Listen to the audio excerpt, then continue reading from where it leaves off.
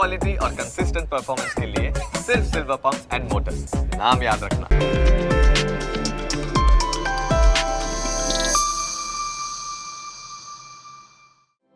આ કાર્યક્રમના પ્રાયોજક છે ફ્લેઝ ગ્રેનિટો, ઇટ્સ ડિફરન્ટ. સ્વાગત આપનું પ્રોપર્ટી કેપિટલમાં. હું યશ આપની સાથે. દર અઠવાડિયે આપને અમે સમજાવીએ છીએ કયા વિસ્તારમાં નવું ડેવલપમેન્ટ થઈ રહ્યું છે, કયા પ્રકારની પ્રોપર્ટીની ડિમાન્ડ આવી છે અને બીજું ઘણું બધું. આજે તમે જોઈ જ રહ્યા છો મારી પાછળ, આપણે આવ્યા છીએ ગિફ્ટ સિટી. સમજીશું અહીં રોકાણ કરવાથી પહેલા તો શું ફાયદો થાય, આ ગિફ્ટ સિટી છે શું, અહીંયા કયા પ્રકારનું રિયલ એસ્ટેટનું ડેવલપમેન્ટ થઈ રહ્યું છે, આ ગિફ્ટ સિટી સ્માર્ટ સિટી જે બન્યું છે તેનું કરંટ શું છે, પાસ્ટ શું હતું અને ફ્યુચર શું, આ બધી જ વસ્તુ આપણે સમજીશું. શરૂઆત કરીએ પ્રોપર્ટી કેપિટલની.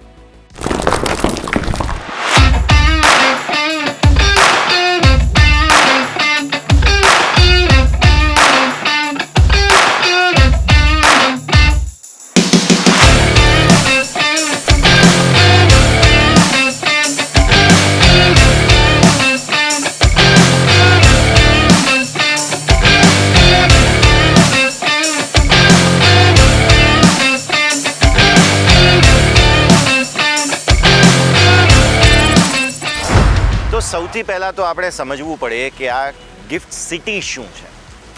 ગિફ્ટ સિટી તે એક પ્લેટફોર્મ છે એવી કંપનીઓ માટે જે ભારતમાં કારોબાર કરવા તો ઈચ્છે છે, પણ તેમને અમુક જે નાણાકીય લાભ ગણો કે પછી અમુક પ્રકારની સુવિધા જે જોઈતી હતી તે મળતી નહોતી.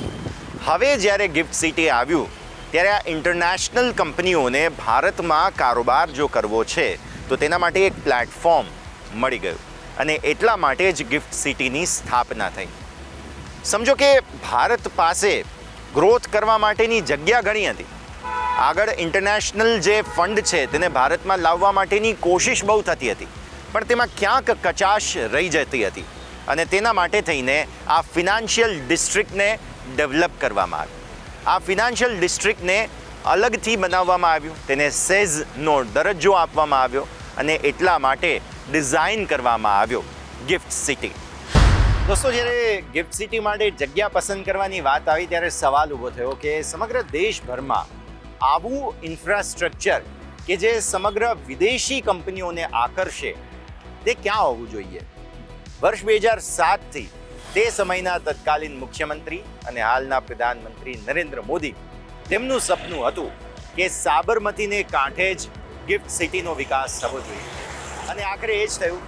ગિફ્ટ સિટી માટે જગ્યા પસંદ કરવામાં આવી તે સાબરમતી નદીના કાંઠે પસંદ કરવામાં આવી. આ એ નદી છે કે જેણે અમદાવાદના ઘણા સપના પૂરા કર્યા છે અને આ વધુ એક સૌથી મોટું કદાચ સપનું કહી શકાય એ ગિફ્ટ સિટીએ પૂરું કર્યું. રિયલ એસ્ટેટ સેક્ટરમાં જે બૂસ્ટ આવ્યું ગિફ્ટ સિટીના આવવાના કારણે તે ખરેખર અકલ્પનીય છે. તો ભારત જ્યારે જે ગતિથી આગળ વધી રહ્યું હતું, ભારતને જરૂર હતી એક બૂસ્ટની. વાત થઈ રહી છે 2014-15 આસપાસ કે જ્યારે આ ગિફ્ટ સિટીના વિઝનને એકચ્યુઅલ એક્ઝિક્યુશન જોવા મળ્યું. જે રીતે ભારત સમગ્ર વિશ્વભરમાં નામ તો કમાઈ રહ્યું હતું, પરંતુ વૈશ્વિક કંપનીઓ જેને MNC કહીએ છીએ, ગ્લોબલ કંપનીઓ છે, તે ભારતમાં ઇન્વેસ્ટ કરવામાં થોડી ખચકાતી હતી. ભારતના જે ટેક્સ વગેરેના રેટ્સ છે તેમાં એમને થોડા રાહત વગેરે જોઈતા હતા અને આવા પ્રકારનું સમગ્ર વિશ્વભરમાં એક નોર્મ છે, એક નિયમ છે. તમે દુબઈમાં જુઓ, શાંઘાઈ જુઓ, સિંગાપોર જુઓ, તો ત્યાં બધી જ જગ્યાએ આવી રીતે કંપનીઓને આકર્ષવા માટે થોડી છૂટછાટ જે છે તે આપવામાં આવે છે. એવી જ રીતે ભારતમાં પણ આવા પ્રકારની કોઈ સંસ્થા કે આવા પ્રકારનો કોઈ નિયમ, બિલ વગેરે નહોતા જેથી વૈશ્વિક કંપનીઓ આવતી નહોતી. આખરે જ્યારે ગિફ્ટ સિટી આવ્યું ત્યારે આ બધી જ ગ્લોબલ કંપનીઓને ટેક્સ સહિતના અમુક છૂટછાટ મળવા લાગી અને જેના કારણે તેઓ ભારતમાં આકર્ષાયા અને ભારતને પણ વિદેશી નાણું જે છે, FDI જેને આપણે કહીએ છીએ, તે ભારતમાં આવતું જોવા મળ્યું અને સાથે સાથે જે વિદેશી કંપનીઓ છે તેમને ભારત જેવું એક બહુ મોટું માર્કેટ મળ્યું અને એટલા માટે જ ભારતમાં સેટઅપ કરવામાં આવ્યું આ ગિફ્ટ સિટી. પસંદ કરવામાં આવ્યું અમદાવાદ અને ગાંધીનગરની વચ્ચે આવેલા એક વિસ્તારને. આ વિસ્તારમાં એક બહુ જ સરસ ડેવલપમેન્ટ પ્લાનિંગ કરવામાં આવ્યું. આ જે પ્લાનિંગ છે તે સ્માર્ટ સિટીના ભાગ સ્વરૂપે આ ગ્રીનફિલ્ડ પ્રોજેક્ટ હતો. સસ્ટેનેબિલિટીને ખાસ ફોકસમાં રાખવામાં આવી અને સાથે સાથે જે વિદેશી કંપનીઓ જેમને ભારતમાં રોકાણ કરવું છે તેમના માટે આ એક પરફેક્ટ પ્લાનિંગ જે છે તે બનાવવામાં આવ્યું. આ પ્લાનિંગને એ રીતે ડિઝાઇન કરવામાં આવ્યું કે જેથી વિદેશની કંપનીઓ જે ભારતમાં આવે છે તેમને રોકાણ માટે એક વ્યવસ્થિત ઇન્ફ્રાસ્ટ્રક્ચર મળે, એમને એક વ્યવસ્થિત એન્વાયરમેન્ટ મળે, સ્પેશિયલ ઇકોનોમિક ઝોન મળે, નાણાકીય ફાયદાઓ મળે કે જેથી તેમને રોકાણ કરવામાં પ્રોત્સાહન પણ મળે, અને સાથે સાથે જે શહેરી નાગરિકો છે, જે અમદાવાદ ગાંધીનગરની વચ્ચે રહેનારા લોકો છે, તેમના માટે પણ એક અલગ જગ્યા બને. અને આ એવી જગ્યા કે જ્યાં ઇન્ફ્રાસ્ટ્રક્ચર ભરપૂર છે અને સાથે સાથે રેસિડેન્શિયલ, કોમર્શિયલ, હોસ્પિટલ, એડ્યુકેશન બધા જ સેક્ટર્સમાં બહુ જ પરફેક્ટ ડેવલપમેન્ટ જોવા મળી રહ્યું છે. અહીંયા ઇન્ફ્રાસ્ટ્રક્ચરના હિસાબથી તમે જુઓ તો મેટ્રો કનેક્ટિવિટી, બાકી જે રોડ રસ્તા છે તેની કનેક્ટિવિટી પરફેક્ટ મળે છે. તો આવી રીતે ગિફ્ટ સિટીને એક બહુ જ સરસ રીતે ડિઝાઇન કરવામાં આવ્યું, ડેવલપ કરવામાં આવ્યું. તો દોસ્તો, અત્યાર સુધીમાં આપણે વાત કરી કે પ્રોપર્ટી કેપિટલમાં જે ગિફ્ટ સિટી છે તે શું છે, કઈ રીતે તેને અહીંયા આખું વિઝન બનાવવામાં આવ્યું, કયા પ્રકારનું ડેવલપમેન્ટ થયું છે. બહુ મહત્વપૂર્ણ વાતો અત્યાર સુધીમાં આપણે કરી. હવે એક બ્રેકનો સમય થઈ ગયો છે. બ્રેક લઈશું અને બ્રેક બાદ સમજીએ કે હાલમાં ગિફ્ટ સિટીમાં કઈ કઈ કંપનીઓ કાર્યરત છે, કયા પ્રકારનું ડેવલપમેન્ટ છે, કમર્શિયલ, રેસિડેન્શિયલ બધું જ સમજીશું બ્રેક બાદ.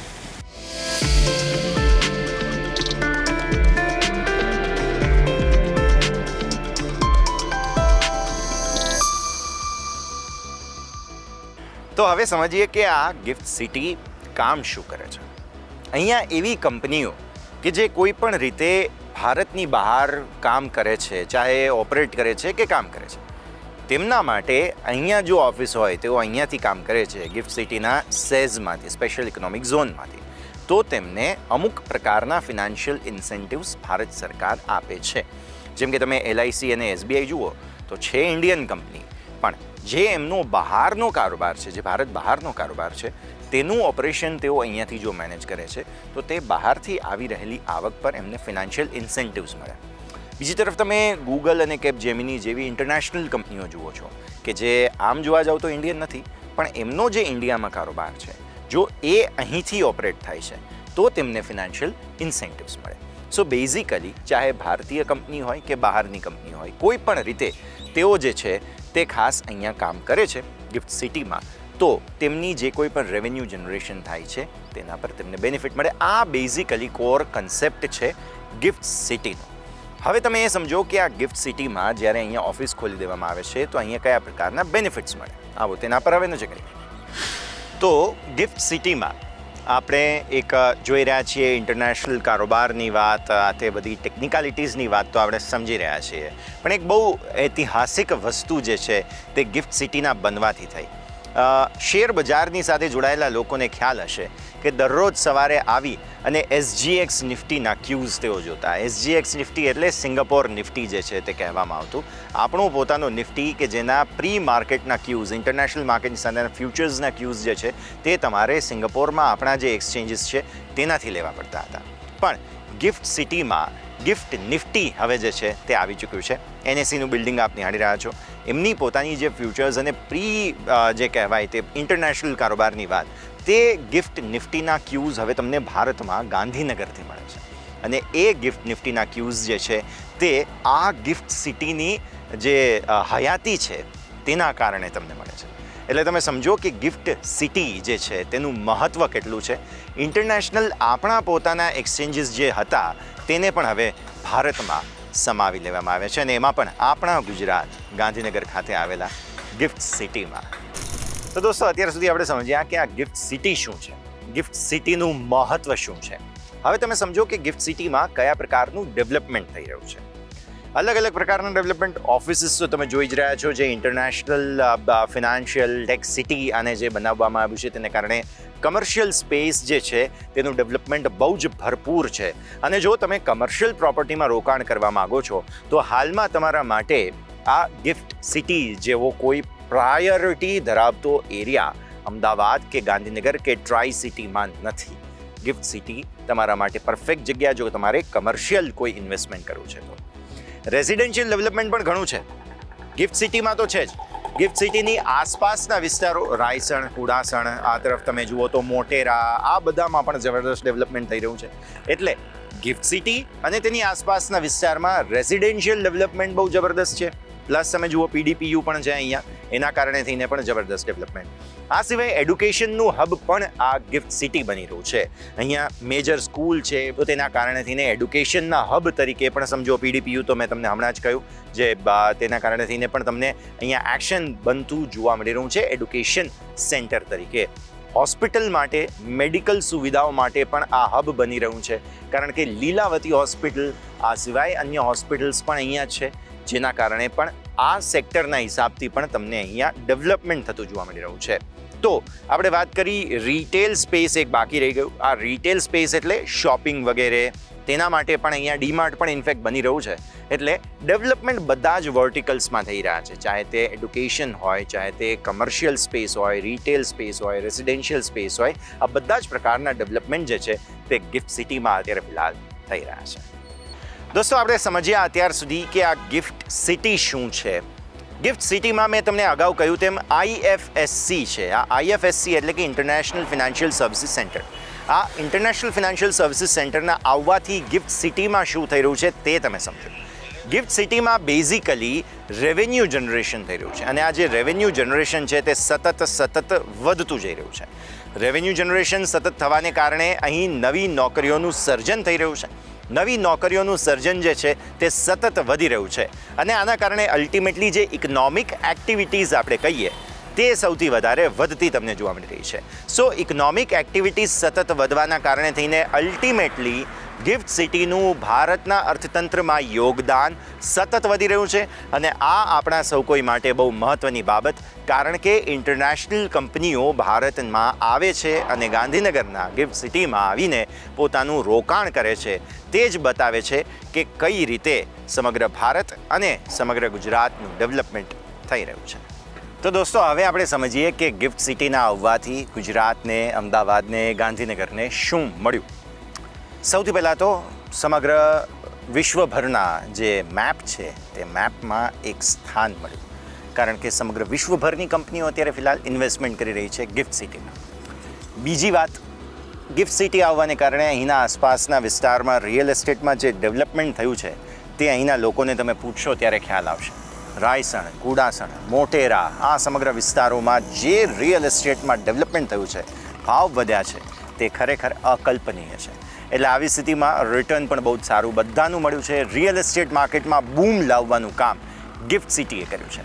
ગિફ્ટ સિટીમાં અત્યારની સ્થિતિમાં જે કોઈ પણ કંપનીઓ છે, જે બિલ્ડિંગ અમે તમને બતાવી, નવું ડેવલપમેન્ટ થઈ રહ્યું છે, તેને જોતાં આગળનું ભવિષ્ય પણ બહુ રસપ્રદ છે. તો ગિફ્ટ સિટીએ ભારતને તો ઘણું બધું આપ્યું છે, પણ ખાસ કરીને અમદાવાદ અને ગાંધીનગરને બહુ જ બધી ભેટ આપી છે. તો દોસ્તો, અત્યાર સુધીમાં આપણે સમજ્યા કે ગિફ્ટ સિટી શું છે. ગિફ્ટ સિટીના આવવાને કારણે અમદાવાદ અને ગાંધીનગરના રિયલ એસ્ટેટ માર્કેટમાં શું થયું. હવે એક બ્રેકનો સમય, અને બ્રેક બાદ આપણે સમજીએ કે અહીંયા શું થવા જઈ રહ્યું છે.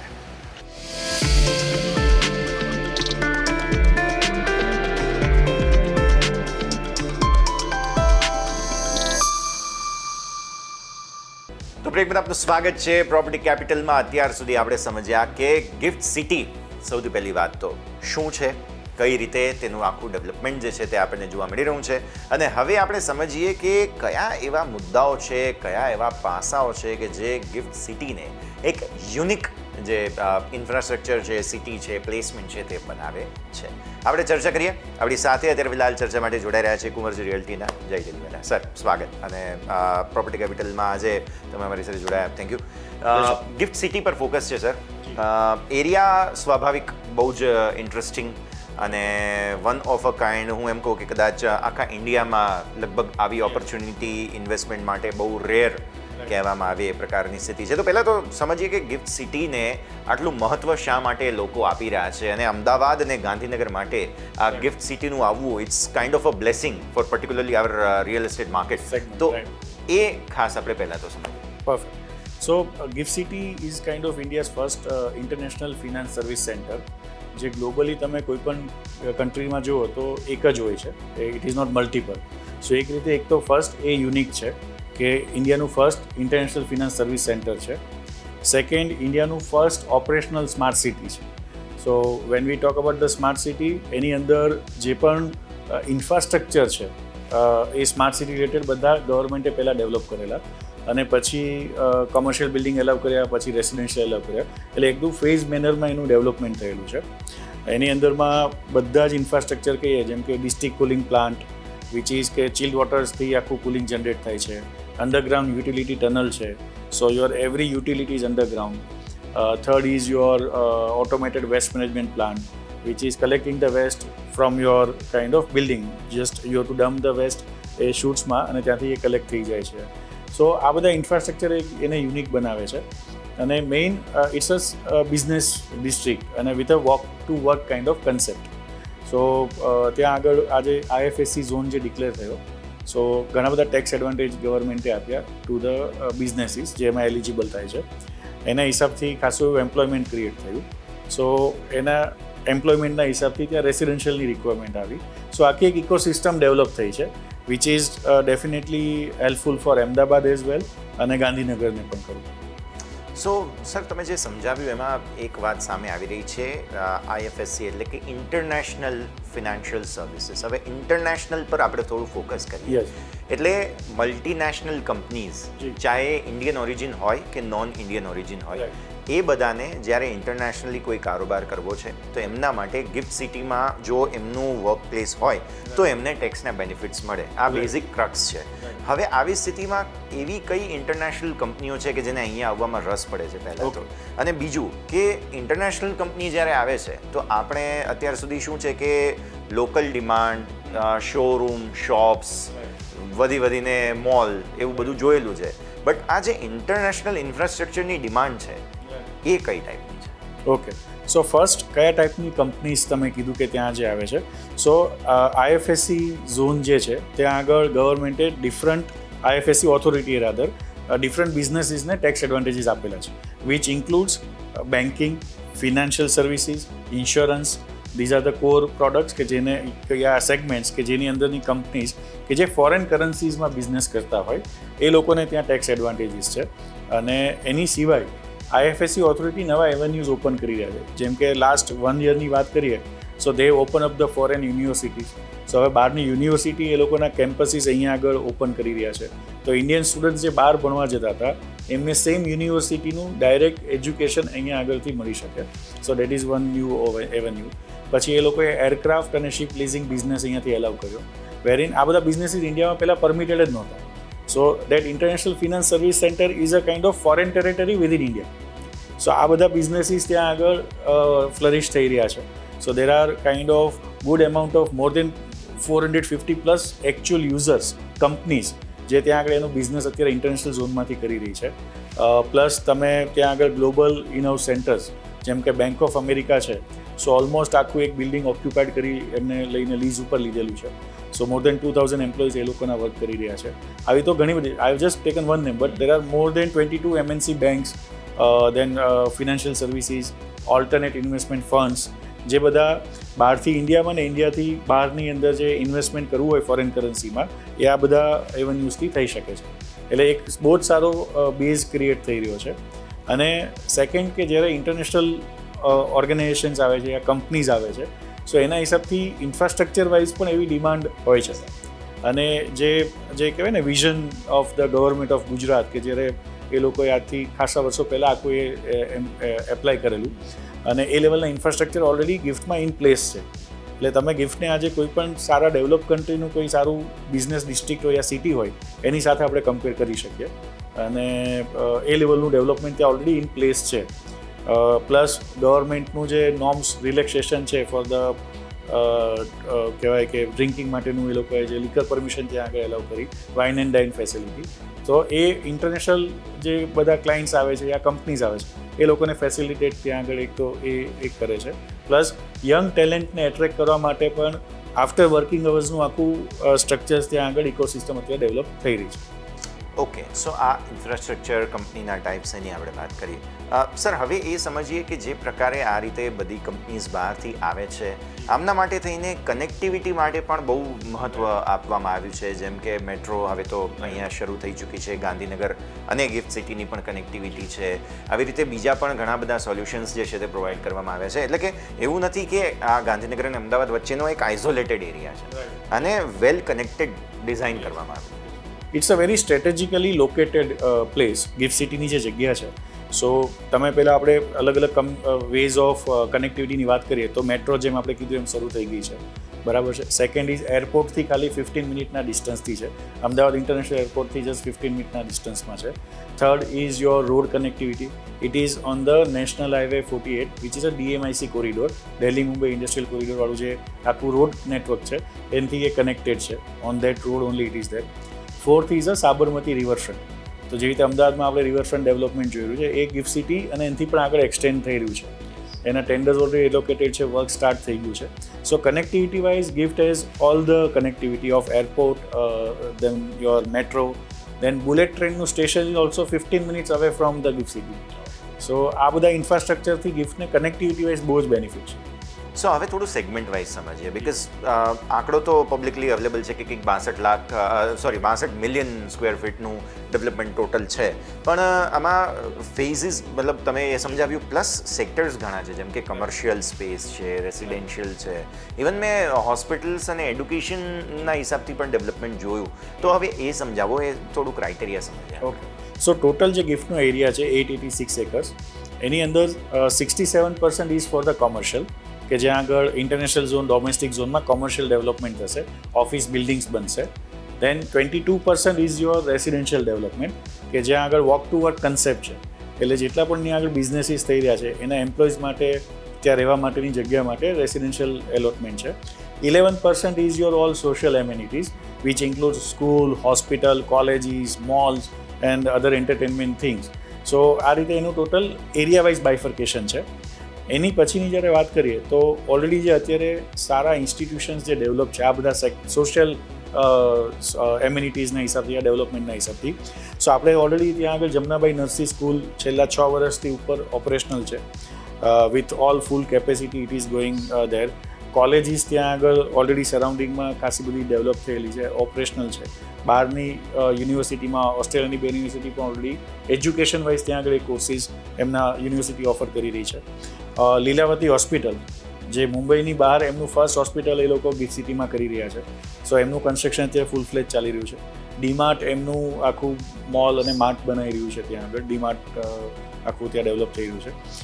સો આ બધા ઇન્ફ્રાસ્ટ્રક્ચર ત્યાં આગળ already social infrastructure in place છે. અને ફ્યુચરમાં હોટેલ્સની વાત કરીએ સો ઓલરેડી એક હોટલ, એક ક્લબ, બંને વસ્તુ ત્યાં ઓપરેશનલ છે. રિસન્ટલી ત્યાં આગળ 3rd હોટેલ માટેનું ટેન્ડર હમણાં એલોકેટ થયું. So that will also start. So એ કહેવાય ને કે આખું એક પ્રોપર સિટી એ આખું એસ્ટાબ્લિશ થઈ રહ્યું છે. સો એ એંગલથી ઇન્ફ્રાસ્ટ્રક્ચર અને બધા જ રીતે GIFT is shaping up very well. So sir, last question આપણે ખાસ સમજીએ, why one should invest in GIFT? Right, આ બેઝિક ક્રક્સ આપણા આખા રિસર્ચનો છે, તો એ છેલ્લા મુદ્દાને. Yes, so GIFT as an location wise તમે જુઓ તો સ્ટ્રેટેજિક લોકેશન જે આપણે વાત કરી, પ્લસ યુનિકનેસ. આજે રિયલ એસ્ટેટ ઇન્વેસ્ટમેન્ટની જ્યારે વાત કરીએ તો યુનિકનેસ શું છે એની અંદરમાં? સો મેં કીધું એમ કે ઇન્ડિયાનું ફર્સ્ટ ઓપરેશનલ સ્માર્ટ સિટી છે, રાઈટ. સો ઓપરેશનલ સ્માર્ટ સિટી ઇન્ડિયામાં બીજું કોઈ આ લેવલનું નથી. અને એના ઇન્ફ્રાસ્ટ્રક્ચર જે છે એ ગ્લોબલ સ્ટાન્ડર્ડ્સના છે. સો એ હિસાબથી કે એ પહેલી રીતે છે. અને રિયલ એસ્ટેટની જ્યારે વાત કરીએ ત્યારે જે મેઇન એની આપણે જે વાત કરીએ કે લોકેશન ઇઝ વેરી ઇમ્પોર્ટન્ટ, તો બહુ સ્ટ્રેટેજિકલી લોકેટેડ છે. Plus walk to work concept છે, એટલે તમે કોમર્શિયલમાં પણ ઇન્વેસ્ટ કરો છો તો ત્યાં ટેક્સના એના બેનિફિટથી લોકો આવી રહ્યા છે.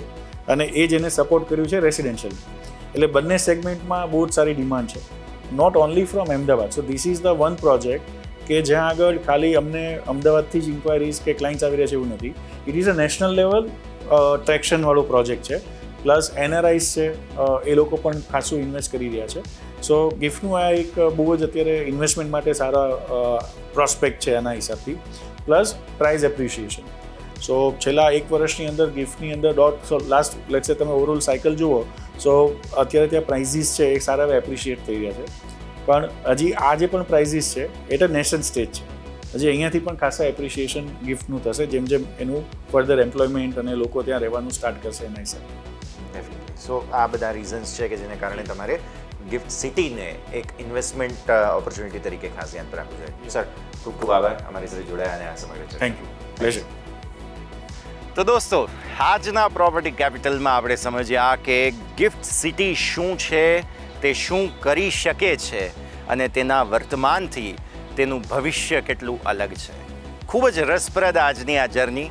ગિફ્ટ સિટીમાં ઇન્વેસ્ટ કરવાની ઓપોર્ચ્યુનિટીઝની આપણે વાત કરી અહીંના કમર્શિયલ, રેસિડેન્શિયલ, રિટેલ આ બધા જ ડેવલપમેન્ટની, અહીંયા જે મેડિકલ સેક્ટરનું પણ જે ડેવલપમેન્ટ છે તેની પણ આપણે વાત કરી.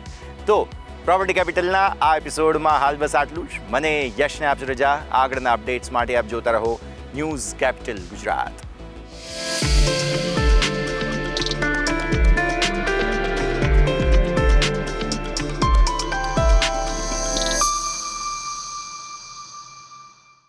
આ કાર્યક્રમના પ્રાયોજક હતા ફ્લેઝ ગ્રેનિટો.